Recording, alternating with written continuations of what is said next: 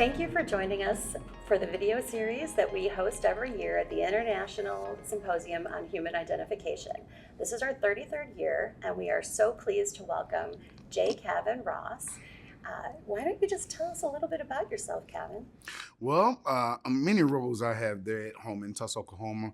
This current one is that as the chairman of the Mass Graves Investigation Public Oversight Committee, where we are in search of those who lost their lives in Tulsa, Oklahoma during the massacre of 1921. And so I am fortunate and honored to have the position to be able to be with members of my community as well as researchers and scientists that has helped us to find the truth by looking for our dead. It is such a powerful and also horrific story. I know you're speaking tomorrow Yes. after Janine Brown from the Washington Post wrote an Yes. article about this that Yes. set a few things into motion. And I know Yes. you know Janine. Maybe you want to Yes. talk about that connection a little bit. Well, I had to give it to Miss Brown. I often call her my Florence Nightingale because she had did something that I've been wanting, our local media to cover and help get interest started up about what happened in 1921. And when she came to our city to do a set of stories, uh, I strongly feel and try to encourage her. The story that you need to report on is about what has happened to the mass graves. And with my research and information and pointing in the right direction, I was most definitely knew that it'll be a story worth publishing. And so that initial publication back in, I believe in 2018, was all the help I needed. So I'm extremely grateful that her article or articles have been instrumental to getting the word out and drawing attention, and the issue has been really dormant for many years. It was really incredible to read about how that 2018 article really shone a light Mhm. nationally and Yes. brought some attention. But you have a very personal connection to this as Mhm. well Mhm. as a descendant. Yes, yes. Can you talk about that? Well, until recently, and I'm probably pretty much like other Tulsans, similar situated, never paid that much attention and to knowing about my family's past. And it's really has taken off uh, incredibly right now because of the interest of knowing that something had happened in time, and you had descendants, you had family members that was a part of that history. And so, and I had to give it back to my father, State Representative Don Ross, now retired, who since high school learned of the so-called Tulsa Race Riot of 1921 directly from those who survived it, and they were his teachers. And he kept that story alive. And even though people didn't want to hear it, both black and white, he was able to carry that story and begin to write about it as early as 1968. Uh, and then as time would go on, he would write in a magazine, would write about it. That's where I come in.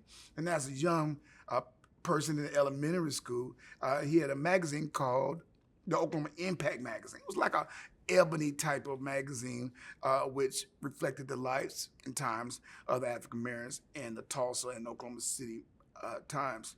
And that's when I began to learn about the riot. I was amazed. I thought it would happen somewhere else. And so I was beginning, I had the opportunity to learn about it at an early age because those were around to able to tell me, but never to the degree of what I have learned over the years. You know, I saw a very powerful photo of you online, and you're standing under the interstate, which is, I believe, it's commonly known as the Martin Luther King Jr. Memorial Expressway. Yes, And yes, you're actually standing on the spot that would have been your inheritance now yes. that you've traced your family back. Yes, yes. And ironically, my father, while in the legislature, renamed that freeway to the Martin Luther King freeway. And so there's a lot of meanings there. But yes, and that's when I did not know the role of my great grandparents played. Our people did not tell us these stories until as later on. I found out about directly how much information about my great grandfather just the last 5 years, and I've been doing this for 30. And so when I was able to trace my roots down and find out that that very freeway sits upon my inheritance, basically. My great grandfather had Isaac Evitt, had the Zulu Lounge. And it wasn't like a fancy place. It was just a juke joint, probably like that, small and intimate, probably like a Cheers, where everybody know your name kind of stuff. And so as I did more research, I said, not only does the freeway sits upon his business, but the baseball park that was recently created was also there. So that was meaningful for that. And it encouraged me more to find out more about my great grandfather and what happened to him, and just getting bits and pieces to the story and just come up with the big picture. It just amazing, and why not only my inheritance passed down to me, but also why not information on what happened, because it goes back to a period where we can talk about later about the conspiracy of silence. That's wow. That's a very powerful way to phrase that.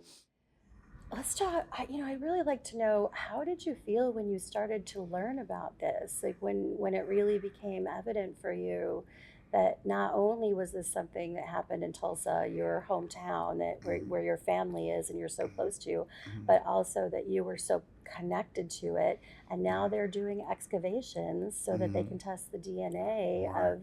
of the mass graves that they have finally been able to uncover. Yes, yes. Um, to know, I feel at this point right now, especially being among participants in the symposium this week, I feel validation, redemption, because for years I tried to get the city and community to deal with this issue, because I strongly believe that it's some of the things that it affects our community. What happened in 101 years ago, where our community did not trust the city officials. The city officials made it untrustworthy themselves by doing things or not acting on their behalf to make a better history for our community. And to know the fact that the first mayor in 101 years of mayors is the first one that stepped out and doing something about this mass graves issue. Both Democrat and Republican, they just kicked the can down the road and never dealt with it. And I think for him, Mayor G.T. Bynum did an excellent job by not only calling for a murder investigation. This is not a history project. This is an investigation. I'm so grateful for that, and adding more city funds to this effort. It makes it, for me, and I'm quite sure other Tulsans, as things are being revealed, as we in search of beginning to be more open and to find out where there's more, so we can find out the truth that's been hidden from us. Absolutely. And it is very recent. Please correct me if I'm wrong, but I believe the first excavations was at Oaklawn Cemetery, Yes. was last summer, and now Yes. they're working on it again. Yes. Just I think I read something just a week ago. Yes, yes. We started, and it was by design. Once we got the okay, once we had all the approval from members of the Public Oversight Committee, and all the technical and mechanical issues all in hand, we decided by design to start the excavation on June 1st, 2021, as a symbolic gesture. And so we wanted to set back in time, once we found these victims, these pioneering Tulsans, to give us a second chance to do the right thing. And we chose that. So in July, that very, very hot July, when we went 15 feet into the ground's crust, not finding nothing that time. And it was disappointing, because we were so sure we got them. But we never know until you go after them. And so we reconvened and chose another spot, another hot spot. And there, it started to reveal itself. And that was like, okay, we got something more obtainable to research. Let's go get them. Let's talk about that. What did you find, and what was that like for you? For me, not being experienced in the field of forensic science and had to retrieve such information, the anticipation was incredible to see the bulldozers one at a time, inch by inch, scraping the ground and just sitting there and just like, let's get to it. But it was very important to go very slow because you may never know what kind of artifacts that you might find within that dig. And then the meticulous area of sifting, going through all the little pieces. It was nerve wracking, but it was all worth it because it revealed the first two, then the first 10, and I think it's like we did over 30 that was there, and we exhumed 19 of them. And then from that 19, 14 was sent to the lab to my good friends at Intermountain Forensics. And so that right there has just been a very powerful, and I can't wait because yet now we have found more. Just last week, as we put those loved ones back into the ground and gave them a proper memorial with song and about scripture, and put them back, went right to work right after that, and slowly we peeled back those layers of dirt until it revealed, just like the other one, 2, 3, 9, 12. After we revealed that, we went to another place right in the same area. We're up to 5 right now. This is as of today. Wow, that is remarkable. That and the fact that now the technology exists to run the DNA. And Yes. understand more. Yeah, because it's very interesting. I'm glad that we have DNA, part of our generation, to help us determine if we can get the proper DNA to do the testing, to get some results of it. There are a lot of people that talked about their loved ones missing. They knew that they were affected by it, but when everything settled down, they would never see him again. They would never see him again. I know my great-grandfather, when he visited Tulsa before he passed away in the 60s, I was just an infant at the time. And as he went down Greenwood and went down to the area of his businesses, he said that he was very saddened because no longer was the place his former juke joint. It was gone. The people that he knew, as he got to talk to, no longer there. And so he would die shortly after. And they said that he was angry. So he died angry because he never recouped or able to rebuild after the so-called Riot of 1921. And there are many stories like that. I'm so sorry. I'm so sorry for your family and what you've been through. For people who aren't aware, I think this is a great opportunity to educate more people about what really happened in 1921. What I read was Black Wall Street, as it's become known, an area of many businesses, and more than 300 people who were there on the day it happened and were massacred and killed, as well as the businesses leveled and burned to the ground. You are somewhat of an expert. You have been studying a lot about that, talking about it, doing films about it. Right. Can you tell us about that? Well, here it is, a date and time we will go back where a situation had happened where a young lady had openly accused a young man, Dick Rowland, of molestation, overheard by a clerk who announced to everybody what had happened. Dick Rowland himself would leave the downtown store, run to the Greenwood area, which the Greenwood area at that time was much larger than what we see today. What you see Greenwood today is just a slither.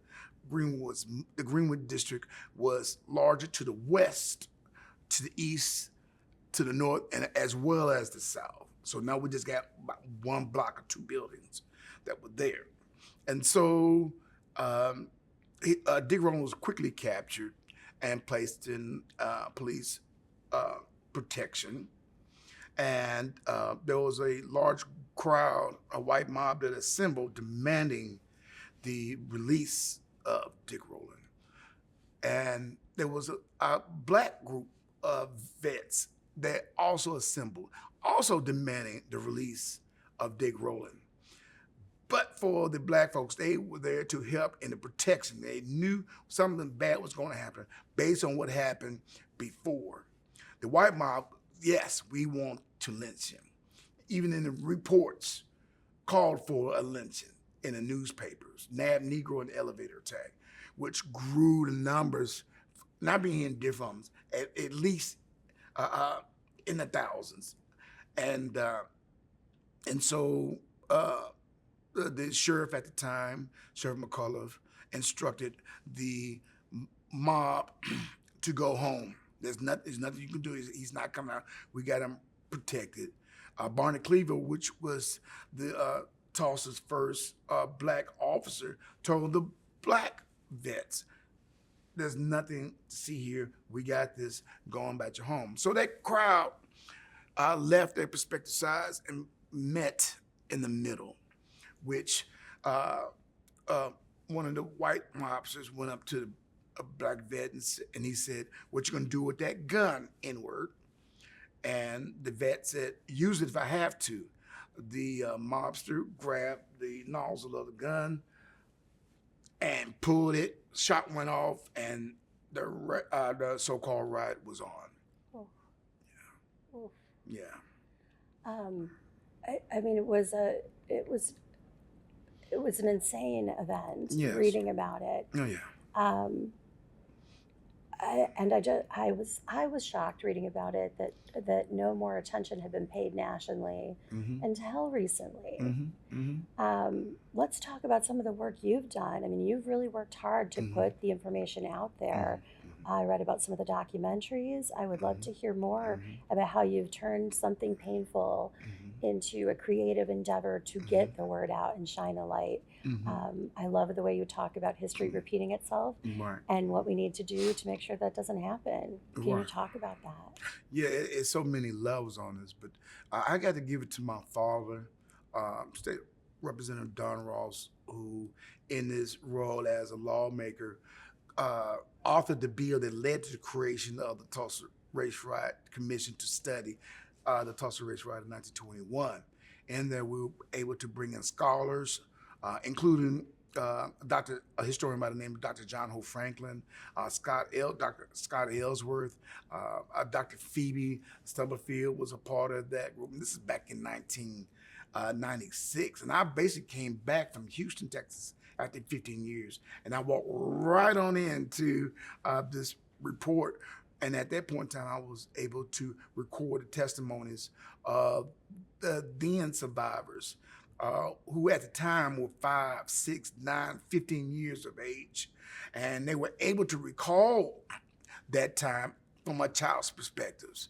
And something that had been hidden in the back of their minds for a whole bunch of years because no one was allowed to talk about it. And as I said earlier, it's about the conspiracy of silence, where black folks refused to talk about it because those who created the riot or part of the riot was threatened if anybody spoke about it, they'll have another one. And white folks didn't want to talk about it because it was an embarrassment stain on the community. Therefore, neither side talked about it, and business went on as usual in Tulsa. And so to hear these stories one by one, is really something as being on the other side of the camera, my job was as a videographer, capturing their story. So my attention was making sure the lighting was right, that the mics worked. And I really wasn't paying attention to what they said, but it wasn't until I played it back. And each one of these stories, they were so interlocking, they were so similar. They were like different pieces of the puzzle. And you put it together, you're like, oh my gosh. Because these are the folks who are able to tell a story. These folks were not able to have television or the internet. Radio was a new technology. So what they did have the power of, the ability to tell a story so vividly, it made you feel as if you're right there. And that was one of the magical moments. So that got me the interest, and it just been pulling me more and more, pulling back the layers of this incredible hidden story. Are there any of those powerful stories that you want to share? Was there something that really stuck with you? Oh my gosh, it's like asking who's your favorite child. Each one of them was so powerful. And I only speak to the ones, I only want to speak to the ones that, as it relates to me, and they were very useful as far as my a quest to find out what happened to those who lost their life. We interviewed Eunice Jackson. Eunice Jackson was a survivor at the time. She was a teenager, and she was a junior at Booker T. Washington High School, which was originally located in the Greenwood area. And so she talked about her experience where that day where she and others saw the beginnings of the riot, now seeing people flee from the west and to the east and to the south, trying to get away from these people when it was erupting at the time, and how a lot of them were captured and taken into these makeshift internment camps around the city. And she said it so matter of factly, and I was just in awe as she's sharing that story. Now, she had a boyfriend at the time, not yet married. His name was Sam Jackson, who was a up-and-coming businessman. He owned the Jack's Memory Chapel, which was on Greenwood at the time. And what happened was, just like his girlfriend, he too was placed in an internment camp. And he was taken out of the internment camp about like the day afterwards to go help tend to the injured at another internment camp, but also help bury the dead, because he owned his business was a mortuary. And so he tells a story of how he went on and helped tend to those who were injured at the Minolta Baseball Park, which is adjacent to the Oaklawn Cemetery. Then after he finished that, he went with others to go pick up the dead who lied in the streets where they fell. And so it was their job not only to go pick them up, but to get rid of them, bury them, embalm them, whatever is needed, just get them out.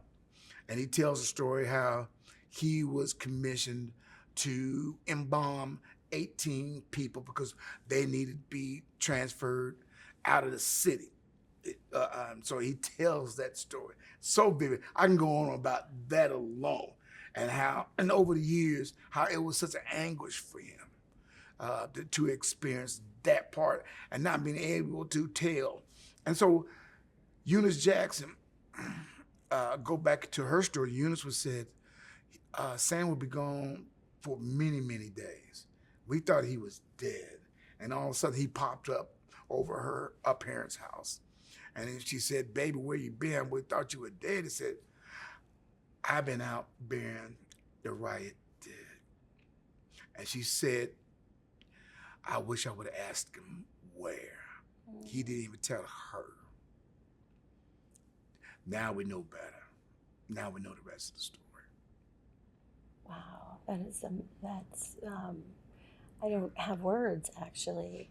Yeah, it'll punch you in the throat as you experience it. It's getting to me. I'm trying my best to be composed, because when you hear it firsthand, and so you can you want to help them, because it's like watching a tragedy before you, and it's intriguing to hear this kind of a story, and you can't help but to find out what can I do to make sure that something like this never happen again. This is a powerful merging of the stories that have been collected, including all of the stories you collected. Yes. And then now discovering where some of those bodies are so Yeah. that you can scientifically then trace back Exactly. to the families. Exactly. What's the next step? I've read a lot about the shadow that, the shadow over Tulsa, that, something, was still lying there that has never been put to rest. And, in conversations with you, you said it so beautifully about how this gives the possibility of bringing people together by going through this process. Yes, yes.